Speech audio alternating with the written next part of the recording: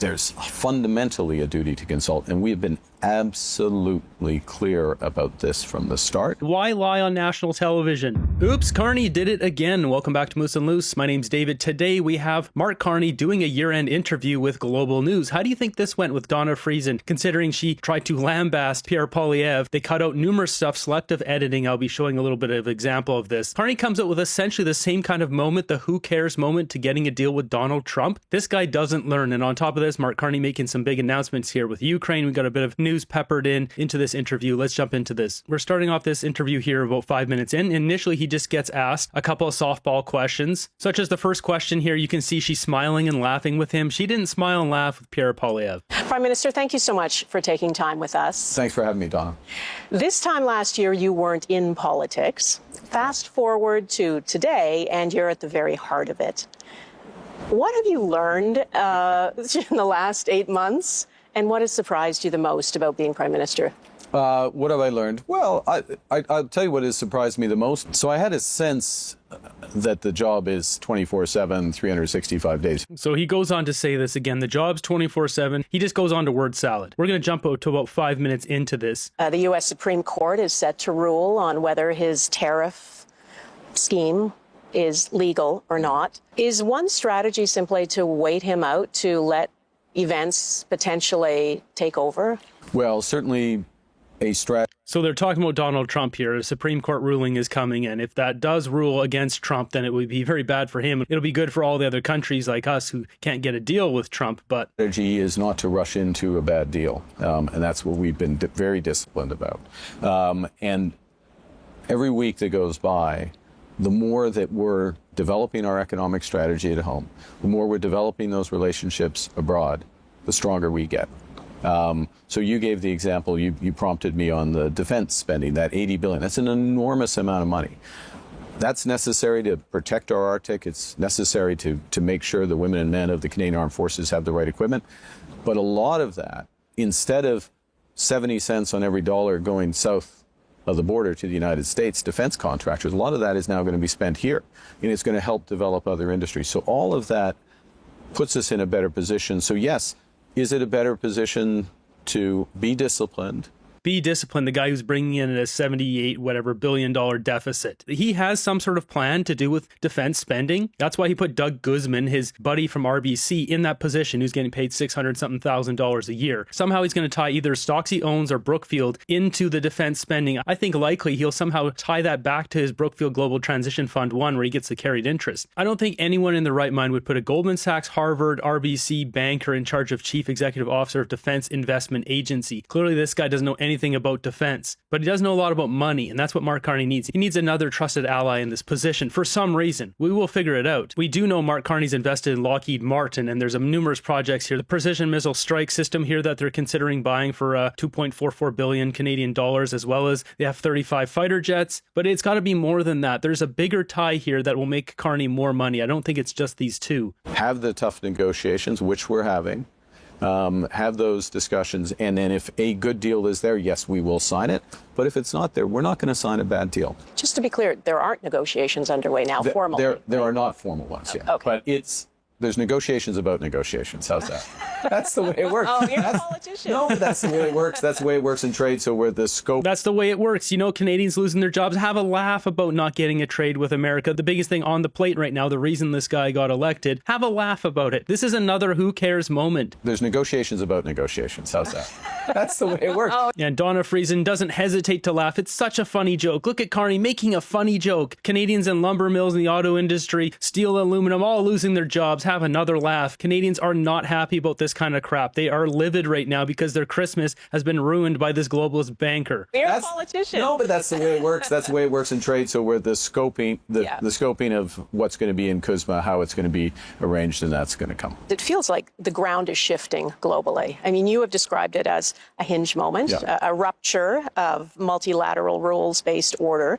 Where does Canada fit into that as a middle power? What kind of influence can we really wield? Yeah, it's very... First, I think it's very important that we recognize exactly what you just said, how much things have changed, and it's a very fluid situation internationally. That's one of the reasons why we're being so aggressive in talking to different partners, developing different defense, security, and economic partnerships.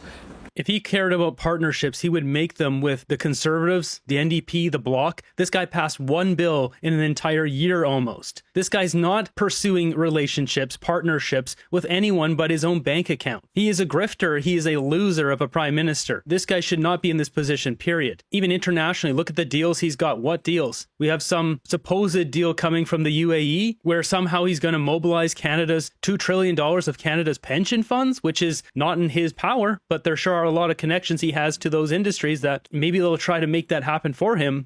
What I would say to Canadians, the good news is virtually everybody wants to do more with Canada. So that's true in Asia, whether it's the Philippines, Thailand, Singapore, the ASEAN countries, which are almost a quarter of the world's GDP. It's Indonesia, it's the European Union, it's the UK. It's the countries of the Gulf. United Arab Emirates is going to invest $70 billion in Canada. They've made a commitment to that.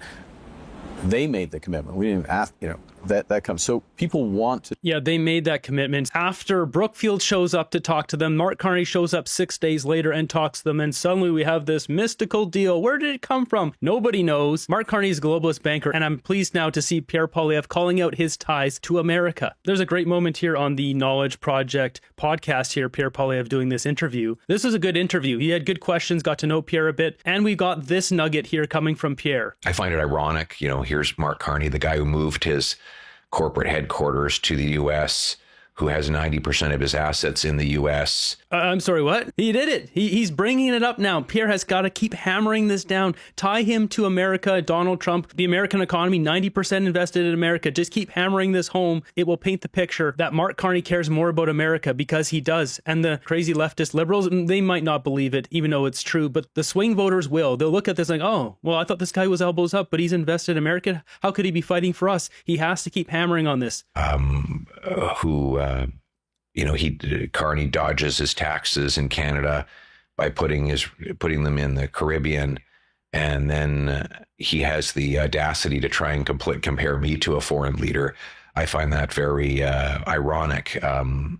By now I think people should know where I stand because I've been extremely consistent. That's so true. His values haven't changed. He's been open and transparent for years on this. I'm glad that he brought this up, trying to paint Pierre as some guy who's tied to America when it's really Mark Carney being tied to America. To do more with Canada because we have what the world wants. We have the values to which most of the world aspires. We're a reliable partner, and we're an increasingly confident nation that has ambition. So people want to deal with us. Now, that is good for our economy. It's good for jobs. It's good for the future. It's good for our independence from the United States. But it also brings an opportunity to help shape a world that is more dangerous, more divided. And we see it. There it is. He's got to fearmonger a little bit. He can't have any hope in Canada. It's all dangerous and divided. There's another rupture, folks. Watch out. We are a member of something called the Coalition of the Willing to support Ukraine. So the United States is not a member of the Coalition of the Willing supporting Ukraine. We are major European countries. Australia is in, United Kingdom as well. So we're helping to create the possibility of a lasting peace there. Should be renaming this group to the Coalition of Money Laundering. With that said, Mark Carney sat down with Zelensky here this morning. I spoke with President Zelensky on ongoing efforts to secure a just and lasting deal. Yada, yada, yada. What does this end up with? It ends up with Canada providing $2.5 billion in economic aid for Ukraine. Enough is enough. Our people are suffering. Is it time for mass revolt? Zelensky's government is wrapped up in unbelievable corruption allegations here. Ukraine Anti-Corruption Agency tries to raid parliament, and yet we're going to give this corrupt government more money? A country that is so well known for being corrupt. I've shown it on the corruption index. Here's Mark Carney giving more money to Ukraine when Canadians suffer. This is a guy that talks about values. We can see where his values are. It has nothing to do with Canadians.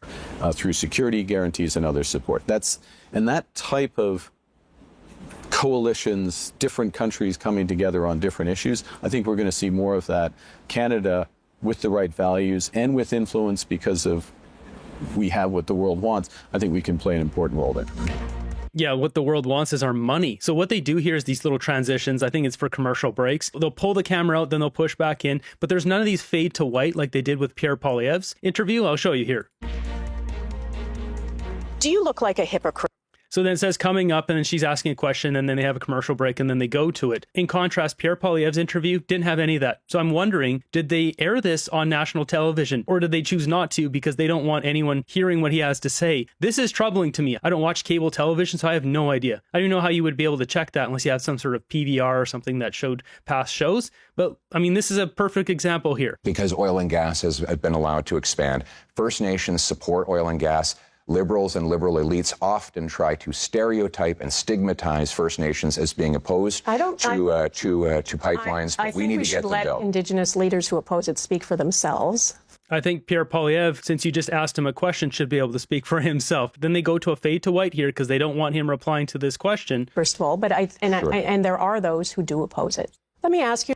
So they don't have any of these little fade to whites in Mark Carney's interview at all. There's none of this. And they don't have any of those interludes where the commercial break thing pops up. So I'm really wondering if they didn't air this on national television, which is disturbing. If anyone can confirm that they have aired it, I would love to know. But they didn't, as you can see coming up, there was none of this on Poilievre's interview.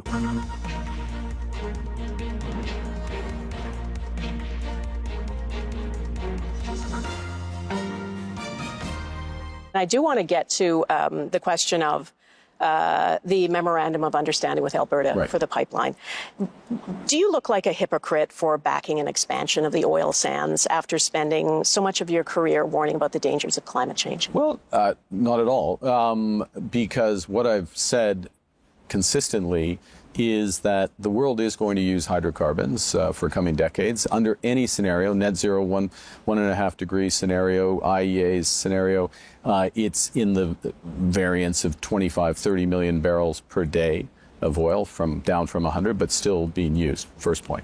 Second point is... First point, this guy in his very own book called Value said that oil and gas should stay in the ground. And now he's like, oh, people are going to use it anyway, so we should do it, but we should do it low carbon. This guy's unbelievable. He's a chronic liar. It is without a doubt that this guy lies more than Justin Trudeau. I know, shocking. What kind of oil or hydrocarbons are going to be used?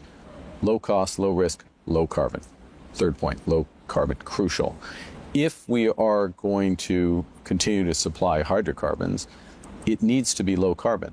That is why at the center of the Memorandum of Understanding is Pathways, which takes 16 megatons of carbon out, the equivalent of 90% of the cars and trucks in Alberta off the road, and that these are low carbon barrels. In other words, the production and the transportation of that oil. It's clean oil, I think is the term that Alberta uses. Decarbonized oil. Yeah. That's right, decarbonized oil. And what will those decarbonized barrels provide? Carbon credits. And as I went pretty extensively in the past two videos on the decarbonization system here, the carbon credits, I mean, just look who's on the other side of this. I pointed out in a previous video, so we've got Tim Hodgson here, and underneath his section here, he used to work at Meg Energy. And who did he work at Meg Energy with? None other than this guy, Derek Evans. This guy is the chair executive of the Pathways project. He worked with Tim Hodgson at Meg Energy for a couple years here in 2018 and 2019. Tim Hodgson was a board member of Meg Energy, and this guy was the CEO of Meg Energy. So there's no doubt that these guys know each other. So Carney's got his point man at the Pathways project to implement the Pathways project exactly as he sees fit to enhance or be the backbone of the carbon credit system here. He needs this as a backbone. He needs his point men in all these different positions. That's what this is. He thinks he's pulling one over our eyes, that he doesn't realize that there's no wool around here. We can see exactly what's going on. And then what else we've done, because the MOU, Memorandum of Understanding, it is the pipeline. It's a potential pipeline. It's Pathways. It is a 6.5 times increase in the effective carbon price. It is. You notice he corrected himself. It's a potential pipeline because he didn't want to commit to it because he's not going to build one. He just wants to build Pathways. 75% reduction in methane. It is interties with the clean grid of British Columbia, its nuclear investment in nuclear power as well. So it's a comprehensive approach to medium-term energy, which is a lower carbon energy. But climate change is not the urgent political issue that it once was. It's not on the top of everyone's agenda now. In this moment that we are in, countries are pulling back from their net zero commitments. Many countries haven't made their emissions targets, including Canada. I should note his body language. As soon as she said that, climate is no longer a major issue for Canadians. He did a deep breath. You could see it. He was worrying about that because he knows it's true. In the last polls, it's like 9% of the population cares about it. So where are we at on that? Yeah, a couple of things. One, globally, we're off track. You notice the way he answered that, globally, we're off track. This guy is a globalist banker. He doesn't think about Canada. If he truly cared about Canada, he would speak from in the position of Canadians, but he doesn't. Exactly what you said. The ability to keep temperatures below 1.5 degrees is slipped away. The ability to keep them below 2 degrees, which was the Paris objective, is what the focus is. That's the first point. The second, in terms of Canada, we are also, what the policies that I inherited are not sufficient to meet our targets. Okay, not sufficient to meet our targets, 2035 targets, and in part because regulation in and of itself isn't sufficient. You need the investment alongside it. And so part of the shift of the government is to really focus on those investments at scale. So this guy's interesting. So he just basically blamed Trudeau, and he did it in a previous interview too. He blamed Trudeau, I believe, in Rosemary's interview. He's taking little shots at Trudeau and saying, we need the investment. Trudeau didn't know how to do that, but don't worry, I'm the globalist banker. Trust me, we can get these investments here. When really he just wants to shuffle over taxpayer money into companies that he's invested in, or companies that will boost a sector that he's invested in. In reality, we shouldn't have a major projects office going through one by one. There's hundreds of major projects in Canada every year. We don't need him as the gatekeeper. that is clean grid. And you'll see early in the new year our electricity strategy for the country, our clean electricity strategy for the country, associated nuclear strategy for the country, carbon capture being part of this solution, and beyond. So it's about carbon capture is not a solution to anything that really helps us. It doesn't generate prosperity. It doesn't produce a product we can sell. So what exactly does it bring? It only enriches people who are profiting on the back end of the whole system, like this guy. Investment, action, in order to reduce those emissions, because what will happen, first off, there's the moral imperative of the moral obligation, responsibility for future generations of it. That's right. Shame everyone. Shame Canadians. We're only 2% of global emissions. We could easily displace dirty coal in India and China and be well past net zero, but they don't like that because they can't make money off of it. These guys have no problem with pushing narratives that shame Canadians. I mean, look what's happening here in a Toronto mall. Brian really resharing this video here from Casey Babb says, nothing says the peace and joy of Christmas season quite like taking over a shopping mall and calling for violent attacks on Jews.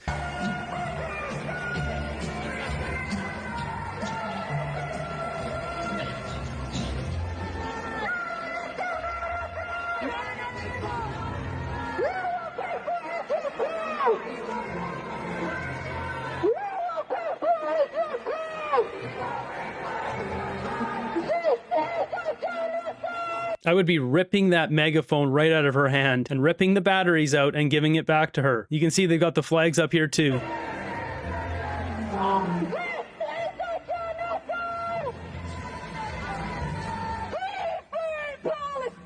Of course, she's got her face covered. We need to ban face coverings in Canada, period.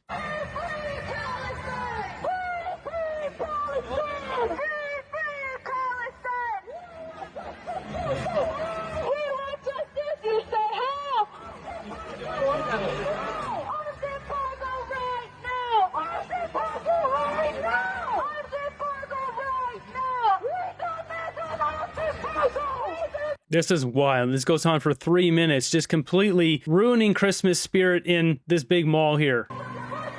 We need to be much more selective of who we allow into our country. If it's people who don't want to be a Canadian patriot and join Canada, they should not be allowed to come in, period.